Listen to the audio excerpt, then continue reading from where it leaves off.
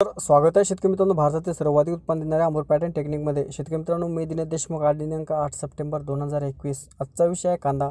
कांदा या पिकाचे आपण अमृत पॅटर्न पद्धतीने व्यवस्थापन करून जास्तीत जास्त एकरी 30 टनापासून 40 टनापर्यंत कसे उत्पादन घेऊ शकता याची संपूर्ण माहिती आज आपल्याला या व्हिडिओमध्ये मिळणार आहे. जर आपण पहिल्यांदाच या चॅनलवर आला असाल तर सर्वप्रथम या चॅनलला सबस्क्राईब आणि शेअर करा, जेणेकरून जास्तीत जास्त शेतकऱ्यांना अमृत पॅटर्न पद्धतीच्या व्यवस्थापनाचा फायदा होईल. शेतकरी मित्रांनो, खरं तर आज आपल्याला जी माहिती या व्हिडिओ मिळणार आहे ती आजपर्यंत आपण कुठेही ऐकली नसेल किंवा कुठेही बघितली नसेल. ती संपूर्ण माहिती आज आपल्याला या व्हिडिओद्वारे मिळणार आहे. कांदा या पिकाचे आपल्याला विक्रमी उत्पादन घेण्यासाठी सर्वात महत्त्वाचे आणि पहिली स्टेप आहे की आपल्याला अमृत पॅटर्न पद्धतीने शेणखत प्रक्रिया करणे गरजेचे आहे. जर आपण अमृत पॅटर्न पद्धतीने शेणखत प्रक्रिया करून शेतात जर शेणखत टाकले तर आपल्याला नक्कीच विक्रमी उत्पादन मिळू शकते. त्यासाठी आपल्याला कोणकोणत्या प्रकारची प्रक्रिया शेणखतावर करायची आहे याच्याविषयी आपण थोडक्यात माहिती घेऊया. सर्वात महत्त्वाचा आणि पहिला विषय आपण समजून घेऊ की ज्या पद्धतीने शेतकरी शेतात शेणखत नेऊन टाकतात ते चुकीच्या पद्धतीने आणि त्यामध्ये कोणकोणत्या प्रकारचे शेतकरी चूक करतात याच्याविषयी आपण माहिती घेऊया. अनेक शेतकरी कुजलेले शेणखत तर कांदा या पिकाला टाकतात, पण एकदम चुकीच्या पद्धतीने शेणखत टाकतात.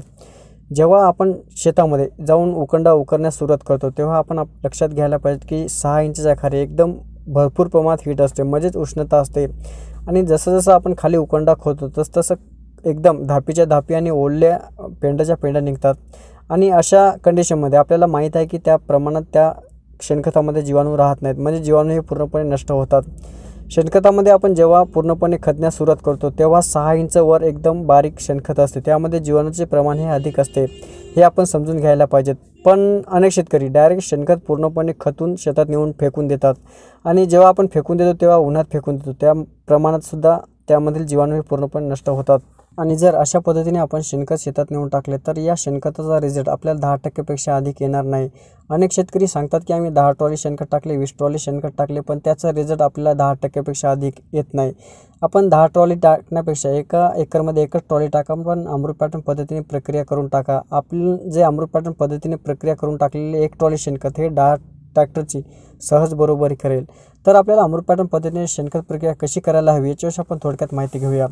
सर्वात महत्त्वाचा आणि पहिला विषय आहे की शेणखत हे शेणखत नसून जीवाणूचं खाद्य आहे. ज्या प्रमाणात पिकाला म्हणजेच पिकाचे विक्रमी उत्पादन घेण्यासाठी पाणी व्यवस्थापन, रासायनिक खत व्यवस्थापन, भरपूर सूर्यप्रकाश आणि मोकळी हवा ही जेवढी महत्त्वाची आहे तेवढी शेणखत प्रक्रिया सर्वात महत्त्वाची आहे. तर शेतकरी मित्रांनो, त्यासाठी सर्वात प्रथम आपल्याला एका एकरसाठी 1 ट्रॉली शेणखत घ्यायचे आहे.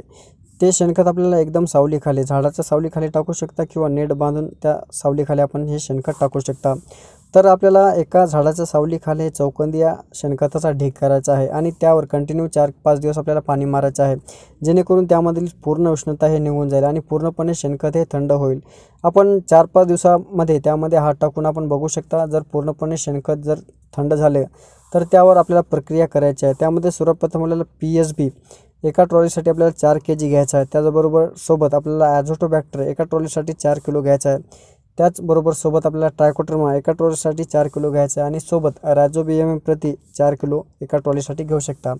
हे पूर्ण 4-4 किलो खत आप 200 लिटर पाण्यामध्ये हे पूर्णपणे मिश्र करून आपण त्यावर पाणी हे शिंपडू शकता.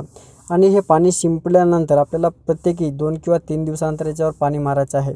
हे खत पूर्णपणे 45 ते 50 दिवसात तयार होईल. आता पावसाळ्यामध्ये लवकर खत तयार होते आणि हे जर आपण उन्हाळ्यामध्ये गृहीत धरलं तर 2.5 ते 3 महिन्यात पूर्णपणे तयार होते. आणि हे पूर्णपणे शेणखत बारीक झाल्यानंतर आपल्याला हे शेणखत शेतात नेऊन ओल असताना टाकायचे आहे, म्हणजेच उन्हाळ्यात किंवा उष्णतेमध्ये किंवा ऊन असताना आपल्याला शेणखत टाकायचे नाही. आपल्या जमिनीमध्ये ओल असताना हे शेणखत आपल्याला टाकायचे आहे. जमीन आपली कोरडी असेल आणि आपल्या जमिनीमध्ये ओल नसेल तर हे शेणखत टाकू नये. यामधील जे काही जीवाणू आहेत ते पूर्णपणे नष्ट होतील. आणि अशा प्रकारे जर आपण शेणखत प्रक्रिया अमृत पॅटर्न पद्धतीने केली तर यामध्ये 100% जीवाणू हे वाढ होते आणि आपल्या जमिनीची सुपीकता टिकून राहते. आणि त्याचबरोबर उत्पादनामध्ये आपण 1.5 पटीने 2 पटीने वाढ करू शकता. तर सर्वात महत्त्वाचा, कांदा या पिकाचे अधिक आणि विक्रमी उत्पादन घेण्यासाठी अशा प्रकारे आपल्याला शेणखत प्रक्रिया करणे गरजेचे आहे. तर परत एक वेळ मी सांगतो, 200 लिटर पाण्यामध्ये आपल्याला PSB 4 kilo, azotobacter 4 kilo, trichoderma 4 kilo आणि त्याचबरोबर आपल्याला रायझोबियम 4 किलो या चारीचेही मिश्रण करून आपल्याला प्रत्येकी 200 लिटर पाण्यामध्ये आपल्याला मिश्र करून या शेणखतावर शिंपडायचे आहे. याचा जर खर्च आपण गृहीत पकडला तर 1000 ते 1200 रुपयापेक्षा जास्त आपल्याला खर्च येणार नाही. आणि अशा प्रकारे जर आपण शेणखत प्रक्रिया केली तर आपल्याला 100% याचा रिझल्ट आपल्या शेतात बघायला मिळेल. तर शेतकरी मित्रांनो, यानंतर दुसरा आणि सर्वात महत्त्वाचा विषय आहे की ज्या शेतामध्ये आपण कांदा पीक घेत आहे ती जमीन कशी असायला हवी. शेतकरी मित्रांनो, जर आपण अमृत पॅटर्न पद्धतीने नियोजन केले तर कोणत्याही जमिनीमध्ये चांगल्या प्रकारे कांद्याचे विक्रमी उत्पादन येऊ शकते. फरक एवढाच आहे की काळ्या जमिनीमध्ये आपल्याला अधिक प्रमाणात उत्पादन बघायला मिळेल, कारण काळ्या जमिनीमध्ये कांद्याची क्वालिटी आणि कांद्याचा आकार आणि कांद्याचं वजन हे जास्त प्रमाणात येते आणि हलक्या जमिनीमध्ये थोडाफार कमी प्रमाणात आपल्याला उत्पादनही मिळू शकते. तर अमृत पॅटर्न पद्धतीने नियोजन केलं तर कोणत्याही जमिनीमध्ये आपण कांद्याचे हे पीक चांगल्या प्रकारे घेऊ शकता. यानंतर तिसरा आणि सर्वात महत्त्वाचा विषय की ज्या क्षेत्रामध्ये आपण कांदा पीक घेत आहे त्या जमिनीची मशागत कशी असायला हवी याच्याविषयी आपण थोडक्यात माहिती घेऊया. सर्वात प्रथम ज्या क्षेत्रामध्ये आपण कांदा पीक घेत आहे ती जमीन भुसभुशीत असणे गरजेचे आहे, म्हणजे जास्त प्रमाणात मशार असणे गरजेचे आहे. त्यासाठी आपल्याला सर्वप्रथम 3 फाळी हे करायचे आहे आणि त्यानंतर आपण त्यावर रोटर करू शकता. यानंतर चौथा आणि सर्वात महत्त्वाचा विषय आहे, कांदा लावण्यापूर्वी आपण कोणकोणत्या प्रकारचे रासायनिक खत व्यवस्थापन करायला हवे याच्याविषयी आपण थोडक्यात माहिती घेऊया.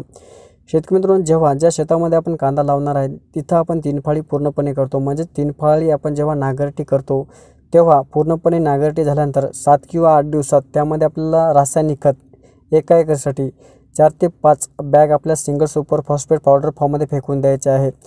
हे लक्षात घ्या, आपल्याला पावडर फॉर्ममध्येच हे खत आपल्याला फेकून द्यायचे आहे. आणि जर सिंगल सुपर फॉस्फेट आपल्याकडे नसेल आणि जिप्सम आपल्याकडे जर अवेलेबल असेल, म्हणजे जिप्सम आपल्याकडे उपलब्ध असेल, तर एका एकरसाठी आपण 10 बॅग जिप्सम हे पावडर फॉर्ममध्ये आपण फेकून देऊ शकता. जर आपल्याकडे सिंगल सुपर फॉस्फेट असेल तर एकरी 4 ते 5 बॅग आपण टाकू शकता आणि आपल्याकडे जिप्सम जर अवेलेबल असेल तर एकरी 8 ते 10 बॅग आपण शेतामध्ये फेकून देऊ शकता. आणि पूर्णपणे हे खत फेकल्यानंतर आपल्याला यावर रोटर करून घ्यायचे आहे. आणि रोटर झाल्यानंतर आपल्याला लावणे वेळेस कोणकोणत्या प्रकारचे रासायनिक खत टाकायला हवे ही माहिती आपण समोर बघणारच आहे. यानंतर 5वा आणि सर्वात महत्त्वाचा विषय आहे, कांदा लावण्याची दिशा कोणती असायला हवी. शेतकरी मित्रांनो, कांदा हे पीक जमिनीमध्ये येत असल्यामुळे याला दिशेचं तेवढं महत्त्व नाही. कोणत्याही दिशेने आपण लावू शकता. उताराच्या दिशेने आपण हे कांदा पीक लावू शकता. जर आपल्या शेताचा उतार हा पूर्व पश्चिम असेल तर पूर्व पश्चिम या दिशेने आपण लावू शकता आणि जर आपल्या शेताचा उतार हा उत्तर दक्षिण असेल तर उत्तर दक्षिण या दिशेने आपण कांदा लागवड करू शकता. यानंतर सर्वात महत्त्वाचा आणि 6वा विषय की कांदा लावण्याचे अंतर किती असायला हवे. शेतकरी मित्रांनो, आजपर्यंत जे आपण पद्धतीने कांदा लावत आलेले आहात त्या पद्धतीचे वेगळं अमृत पॅटर्न पद्धतीचे नियोजन आहे आपल्याला माहीत आहे. तर कांदा लावण्याचे पण अंतर वेगळ्या पद्धतीने आपल्याला करणे गरजेचे आहे. जर आपल्याला अधिक आणि विक्रमी उत्पादन जर घ्यायचे असेल तर सर्वात प्रथम शेतकरी मित्रांनो, आपल्याला उत्तराच्या दिशेने 9 इंचानं संपूर्ण शेताची काक्रं मारून घ्यायचे आहे.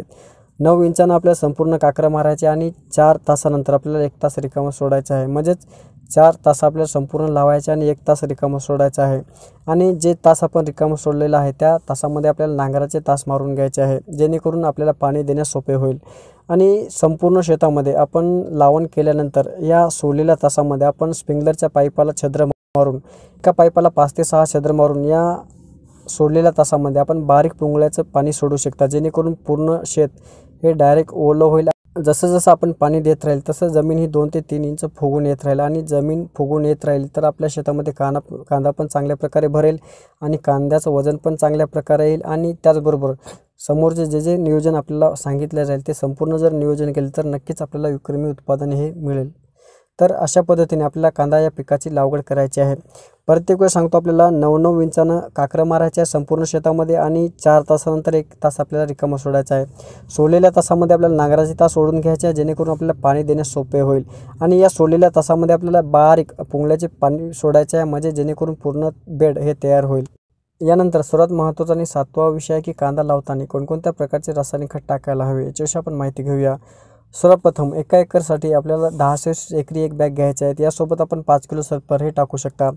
हे दोन्ही खत आपल्याला मिश्र करून कांदा या पिकाला लावते वेळेस आपल्याला टाकायचे आहे. यानंतर परत 15 ते 20 दिवसाला आपल्याला दुसरे खत टाकायचं आहे. त्याचा शेड्यूल मी समोरच्या व्हिडिओमध्ये नक्कीच देणार आहे. यानंतर कांदा या पिकाचे रोप लावत असताना PHB, अझोटोबॅक्टर आणि ट्रायकोडर्मा याचे चांगल्या प्रकारे पाण्यामध्ये मिश्र करून यामध्ये रोप बुडून लावण करावी. दोन्ही झाडातील अंतर 3 ते 4 इंच ठेवावे, जेणेकरून रोपाची दाटण होणार नाही. तर शेतकरी मित्रांनो, आजच्या व्हिडिओमध्ये आपण शेणखतापासून ते कांदा लागवडीपर्यंत संपूर्ण माहिती घेतलेली आहे. यानंतर पहिली फवारणी, पहिले खत व्यवस्थापन ही संपूर्ण माहिती आपल्याला या चॅनलवर बघायला मिळणार आहे. तर प्रत्येक पिकाचे विक्रमी उत्पादन घेण्यासाठी या चॅनलला सबस्क्राईब करा आणि प्रत्येक व्हिडिओ बघून आपण आपल्या शेतामध्ये याच पद्धतीने नियोजन करा. तर अशाच नवनवीन माहितीसाठी बघत राहा अमृत पॅटर्न यूट्यूब चॅनल. नमस्कार.